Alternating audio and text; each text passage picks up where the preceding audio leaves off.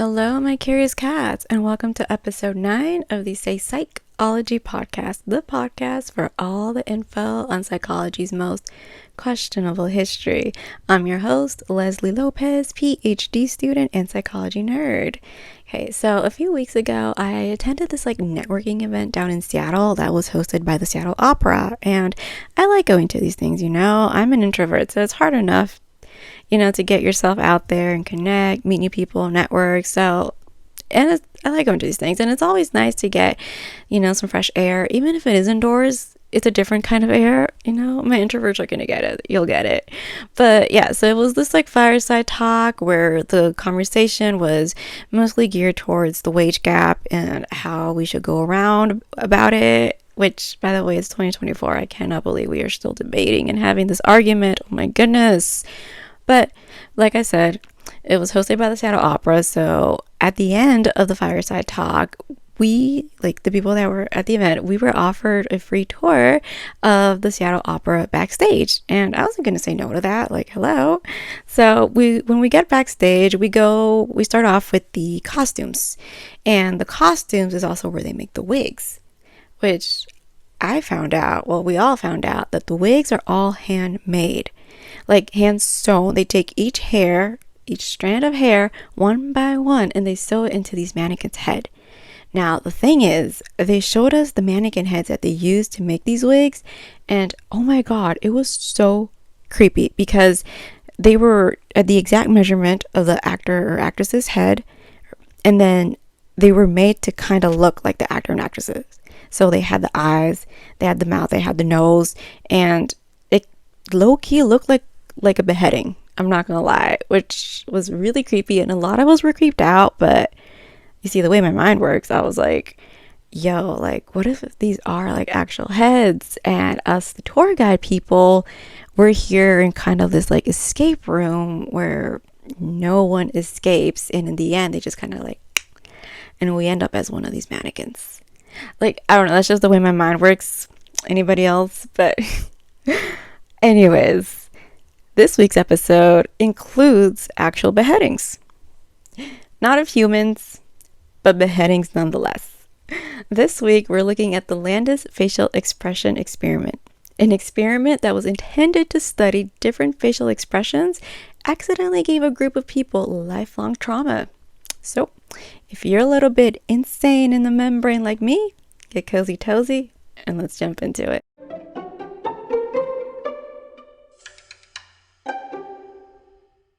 So our boy today is Dr. Carney Landis, born January 11th, 1897, Capricorn. Capricorns have a very special place in my heart, by the way. But okay, so we have Dr. Carney Landis, and in 1924, he was a graduate student at the University of Minnesota studying affective neuroscience, which is the study of neural basis of emotions. Landis was fascinated by the study of human emotions, particularly the human expression of emotions, how we emote certain feelings. You see, Landis was particularly interested in what is known as the James Lange theory, which states that physical changes in the body occur first, which then lead to the experience of said emotion. What this suggests is that we physically react to something before our brain could decipher what we're feeling. Does that make sense? For example, say you're walking down a dark alley and you hear gunshots. Your face is most likely automatically going to go, but your brain won't know that you're scared until a split second after you make that face. So then what happens is your brain detects the movement in your facial muscles and interprets it, thus identifying an emotion, which in this case is fear. This theory has been debunked for a number of reasons, but still. So Landis was set out to find the real science behind the connection between facial expressions and emotions. Landis wanted to know whether the physiological changes in our facial expressions all are universally the same when reacting to certain emotions. So Landis recruited a large subject pool that consisted mostly of fellow graduate students and one 13-year-old boy. I know, I was a little confused, but I guess the boy was receiving psychiatric treatment at the university, and Landis thought, hey, He'd be great for his subject pool. This was 1924, so I'm wondering if they even like asked his parents if they could test on their mentally ill kid, or if they just promised the kid some candy or something. But anyways, Landis was set out to test out his hypothesis by detecting facial muscle movement whenever a subject was presented with a situation that would typically trigger a universal emotion, such as fear, disgust, happiness, etc. He did this by painting the subject's faces with black paint that highlighted specific muscle movements. It looks a little bit like war paint if you look at the pictures, which, by the way, if you're not following the podcast on YouTube, I totally recommend it because I stitch in photos in my videos. However, if you're more of a listener, I will be uploading some pictures on the podcast Instagram page. Now, in order to study emotions and facial expressions, Landis needed to give his subjects something to emote to, right? So how Landis decided to bring out the emotions in his subjects was by literally putting them in a situation that would typically cause them to emote a certain way. The subjects would be exposed to certain somethings, and the second they showed movement, so much as like a twitch in their facial muscles, Landis would capture a picture. The experiment started out pretty harmless, honestly, nothing to be concerned about. He had the subjects listen to jazz music to showcase happiness. Some were asked to read a Bible verse. It's not clear which verse, but it is told that this action was made to showcase happiness, so just think of like the happiest Bible verse you can think of. Now, for like emotions such as discomfort and disgust, some subjects were told to tell a lie about themselves, and some were asked to smell ammonia. Now, if you don't know what that is, if you don't know what ammonia is, it's this like colorless gas that smell is compared to a combination of dead rotting fish and urine. Now, personally, I've never smelled ammonia myself, but I do know what dead fish and what dried up urine smell like. So the two together, I cannot imagine. Now, being the earth sign that he is, Landis was not content with his results thus far. So he was like, you know what? This is too boring. I need my subjects to really give me something to record. So he took it 10 steps further. In order to showcase disgust, Landis put away the ammonia and brought out the porn and the flesh-eating virus. That's right. Landis showed some of the subjects actual hardcore pornographic images and medical photos of people with just absolutely horrendous skin conditions. Now, in regards to the medical photos, I would absolutely be disgusted. Okay, I have extremely bad trypophobia, which is the disgust of things with clusters and bumps or holes. And I know you guys know what I'm talking about, okay? And if you don't know, you can Google it, but I am not going to be putting that in this video, because I am just absolutely disgusted by it. Just the thought of it gives me goosebumps and nausea in the pit of my stomach, and it's just absolutely no for me. However, in regard to the porn, his intent was to bring out disgust, okay? But I'm just trying to imagine that one person, there's always that one person who would be the opposite of disgust, okay? He either showed excitement or pleasure, okay? Like this, remember, this was 1924. You weren't allowed to have kinks. Like, was kink even a word in 1924? I don't know, I'll have to look it up, but like, remember, okay, Landis was capturing all of this on picture film. Okay, so your face was doing all the talking. And I'm just trying to imagine that one person. There's always that one person. But okay, so that was for disgust. Now for fear, what Landis did was he would fire a gunshot in a quiet and hollow room and capture on film the exact moment of the people's fright. Like, that's fucking insane, dude. Can you imagine? I mean, again, this was 1924 America. School shootings weren't normalized yet. So you know the fright was one of a kind. But anywho, Landis still wasn't satisfied with his results. When looking through the photos of the captured emotions, they weren't the expressions he wanted, and he started to really feel frustrated, because there's one thing about us earth signs is that when we want something, we will stop at nothing to get it, okay? And that goes for all earth signs. So Landis, he decided to take it another 100 steps further. Our boy Landis, okay, his mind is just one of a kind, just something out of the ordinary. Because he had the brilliant idea to take a bucket full of live, slimy frogs, threw them into the bucket, and then he proceeded to tell the subjects to close their eyes and stick their hand into the bucket. As soon as their hand merely touched one of those slimy frogs, the camera went click. That's not all for the bucket though. With their hands already in the bucket, like obviously their reaction would want to be to like pull it out like as soon as they felt a frog, right? No. Landis told them to keep going, keep digging, just ignore the slimy, repulsive frogs in there and just keep digging all the way to the bottom. Why? Because at the bottom of the bucket, there was a giant tangle of electrical wires just waiting to give the subjects the shock of a lifetime. But wait, there's more, okay? Like, that's just the bucket. Landis saved the best for last. I know that's right, okay? He told the subjects to stick out both their hands. In their left hand, Landis put in a live mouse. In their right hand, a knife.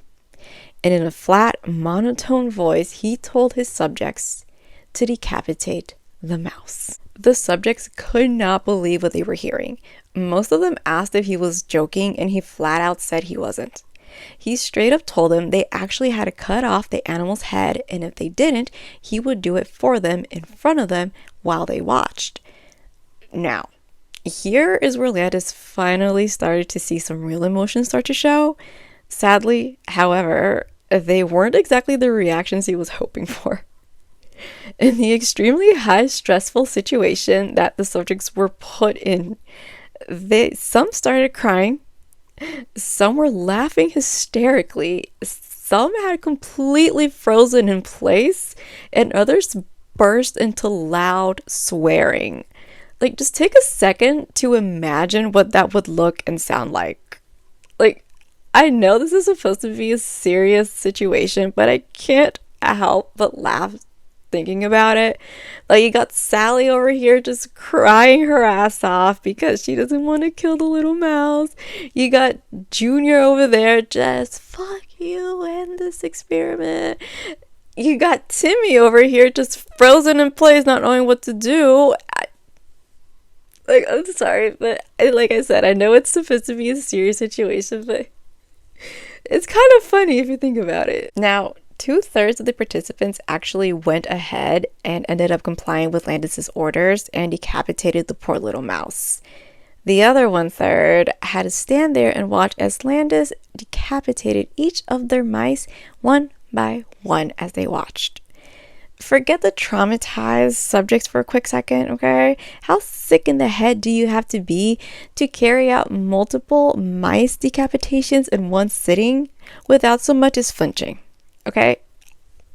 Our boy Landis, okay? Like I said, just also remember at the beginning how I mentioned that the subject pool consisted mostly of graduate students and one mentally ill 13-year-old boy?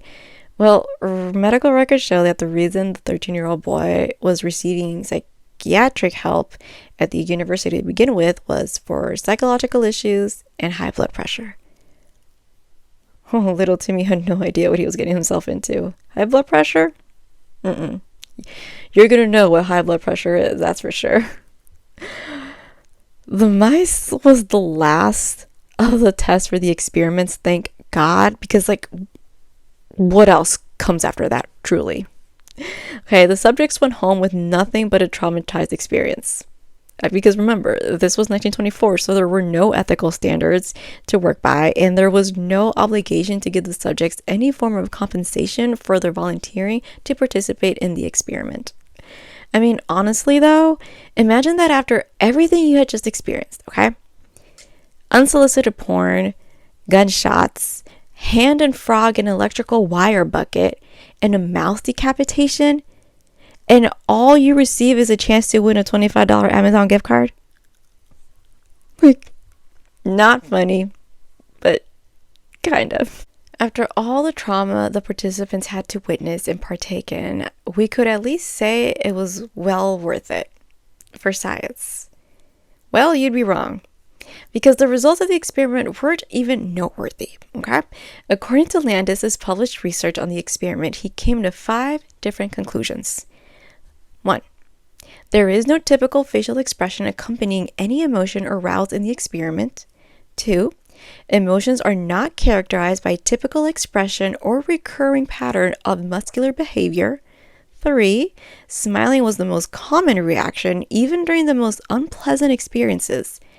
Probably nervous laughter. 4. Asymmetrical bodily reactions almost never occurred.